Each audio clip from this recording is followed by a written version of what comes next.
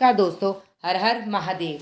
वीणा Deepak Soni YouTube channel में आपका स्वागत है। आज मैं आपको इस वीडियो के माध्यम से आशा भगवती की कहानी सुनाती हूँ। प्राचीन समय में हिमाचल में एक राजा रहता था। उसकी दो पुत्रियाँ थी। एक का नाम गौरा, दूसरी का नाम पार्वती था। एक दिन राजा ने अपनी दोनों लड़कियों को बुलाकर पूछा कि तुम किसके भाग्य का खाती हो। तब पार्वती जी बोली, मैं तो अपने भाग्य का खाती हूँ। गोरा से पूछने पर उन्होंने बताया कि मैं तो तुम्हारे भाग्य का खाती हूँ। राजा ने ब्राह्मण को बुलाकर कहा कि पार्वती के लिए भिखारी का वर ढूंढना और गोरा के लिए राजकुमार वर ढूंढना। ब्राह्मण ने गोरा के लिए सुंदर राजकुमार और पार्वती के लिए बूढ़े भिखारी का वर ढूंढ कर दे दिया। भिखारी का रूप धारण कर शिव जी बैठे थे। राजा ने पार्वती जी की शादी के लिए कुछ भी तैयारी नहीं की और गोरा के लिए बहू से विवाह की तैयारी की। जब गोरा की बारात आई तो बारात की बहुत खातिरदारी की गई और बड़े ही धूमधाम से शादी संपन्न की गई। लेकिन जब पार्वती जी की बारात आई तो कुछ भी नहीं दिया और कन्यादान कर दिया। शिव जी पार्वती जी को कैलाश पर्वत पर लेकर चले गए। जब पार्वती जाने लगी तो जहाँ पर वह पाँव रखती वहीं से धूप जल जाती। शंकर जी ने ब्राह्मणों को बुलाकर पूछा कि ऐसा क्या दोष है कि जहाँ भी पार्वती जी पाँव रखती है वहीं पर से धूप जल जाती है। इस पर ब्राह्मण ने बोले कि पार्वती जी की भाभियाँ आशा भागवती का व्रत करती थी और उन्होंने अपने पीहर में जाकर उद्यापन कर दिया। यह भी अपने पीहर जाकर उद्यापन करेगी तब इनका दोष मिटेगा। शिव जी बोले, हम वहाँ धूमधाम से चलकर व्रत का उद्यापन करेंगे, नहीं तो उनको कैसे पता चलेगा कि पार्वती जी इतनी सुखी है। वह वहां से खूब गहने कपड़े पहनकर चल गए। रास्ते में राजा की रानी को बच्चा होने वाला था। वह बहुत परेशान थी और भीड़ में इकट्ठी हो रही थी। पार्वती जी ने पूछा, इतनी भीड़ क्यों हो रही है? लोगों ने सबने बात बता दी। तब पार्वती जी ने शिव जी से कहा, मेरी तो कोख बांध दो। शिव जी ने बहुत मना किया लेकिन उन्होंने जिद ही पकड़ ली। शिव जी बोले कि औरत की हट बहुत खराब होती है। शिव जी ने उनकी कोख बांध दी। गोरा अपने ससुराल में बहुत दुखी थी। पार्वती जब अपने पियर आई तब उन्हें कोई पहचान नहीं पाया। जब पार्वती जी ने अपना नाम बताया तब सभी लोग काफ़ी प्रसन्न हुए। उसके पिता ने पूछा कि तू किसके भाग्य का खाती है? दोबारा से पार्वती जी ने कहा, मैं अपने भाग्य का खाती हूँ, तभी तो इतनी खुश हूँ।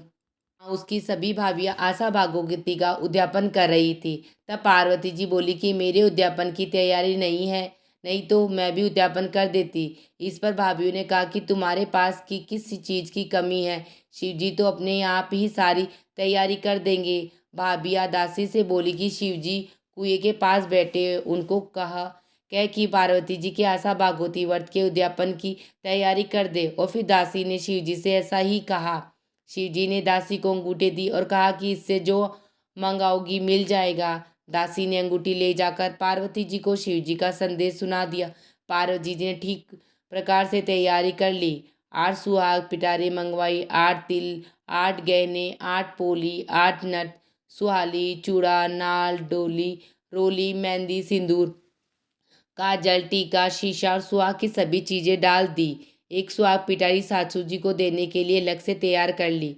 यह देखकर भाभी बोली, हम तो 8 महीने से तैयारी कर रहे हैं, तब भी इतनी तैयारी नहीं हुई और इसने थोड़ी सी देर में ढेर सारी तैयारी कर ली। शिव जी ने पार्वती जी से कहा कि अब घर चलो। तब ससुर जी ने शिव जी को जीमने के लिए बुलाया तो शिव जी खूब गहने पहनकर और छोटा सा रूप बनाकर बड़ी धूमधाम से जीमने गए। जब लोग बोले कि पार्वती जी को भिखारी ढूंढ कर दिया था, पर पार्वती अपने भाग्य से खूब राज कर रही है। शिव जी जब जीवने लगे तो सारा खाना खत्म कर दिया। पार्वती जीवने लगी तो कुछ भी नहीं बचा था, सिर्फ एक सब्जी उबली हुई पड़ी थी। तो पार्वती जी वही साग खाकर ठंडा पानी पीकर वहां से चलने लगी। रास्ते में खूब गर्मी थी और वह एक पेड़ के नीचे बैठ गए। तब शिव जी ने पूछा कि तुम क्या खाकर आई हो? तब पार्वती जी बोली कि जो आपने खाया वही मैंने खाया, लेकिन शिव जी सब जानते थे। शिव जी हंसने लगे और बोले कि तुम तो सब्जी और पानी पीकर आई हो। पार्वती जी बोली कि आपने तो मेरा पर्दा खोल दिया, लेकिन किसी और का मत खोलना। बाद में आगे गए तो धूप सूख गई थी और वह हरी हो गई। शिव जी ने सोचा कि दोष तो मिट गया। पार्वती जी बोली कि महाराज मेरी कोख खोल दो। शिव जी बोले, अब कैसे? तो पहले ही मना कर दिया था। वहां से आगे गए तो वह रानी कुआं पूजने जा रही थी। पार्वती जी ने पूछा कि क्या कर रहे हो? इस पर शिवजी बोले कि यह वह रानी है जो दुख पा रही थी, अब इसके लड़का हो गया तो इसलिए कुआं पूजने जा रही है।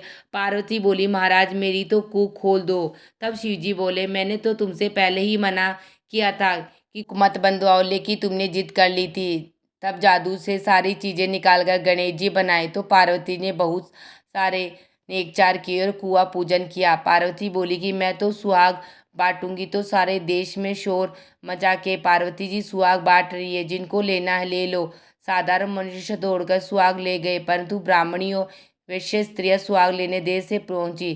तब पार्वती बोली कि मैंने तो सारा सुहाग पिटारा बांट दिया। शिव जी बोले कि इनको तो सुहाग देना पड़ेगा। पार्वती जी ने नाखूनों में से मेहंदी निकाली, मांग में से सिंदूर, बिंदी में से रोली, आंखों में से काजल, चितली अंगुली का छींटा दिया है और उन्हें सुहाग मिल गया। सारी नगरी में जय जयकार उठी कि पार्वती ने सबको सुहाग दिया। इस व्रत का उद्यापन कंवारी लड़कियां भी करती है। पार्वती माता ने सभी औरतों को सुहाग बांटा। इसी के साथ मेरी आशा भागवती व्रत की कथा कहानी समाप्त होती है। आप सबको मेरी कथा कहानी कैसी लगी मुझे कमेंट बॉक्स में हर हर महादेव लिख के ज़रूर बताना। वीडियो पसंद आई तो चैनल को लाइक एंड सब्सक्राइब जरूर करना, शेयर करना तो बिल्कुल मत भूलना। हर हर महादेव।